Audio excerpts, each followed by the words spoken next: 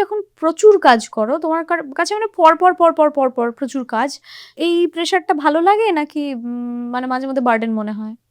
প্রচুর কাজ একদিকে ভালোই লাগে, যে কাজ কাজ আসছে, আসছে। হ্যাঁ খুবই ভালো লাগে এবং খুবই ভাগ্যবান মনে হয় নিজেকে। হুম। কিন্তু কখনো কখনো কাজ বেশি হয়ে গেলে আমার মনে হয় যে অর্গ্যানিক ব্যাপারটা একটু কমে, কারণ কখনো কখনো কোনো কাজ খুব ফরমাইশি, যে আমাকে এই এই টাইমের মধ্যে আমাকে একটা এরকম গান তৈরি করে নিতে হবে।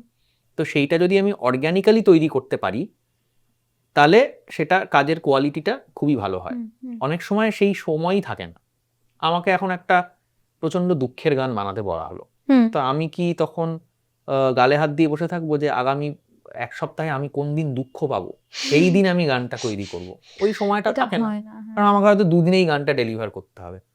তো তখন আমাকে একটা ছদ্ম দুঃখের জোনে ঢুকতে হয়। এবার সেইটা কতটা বিলিভেবল আমি করে তুলতে পারি মানুষের কাছে, সেইটা হচ্ছে চ্যালেঞ্জ। Let's talk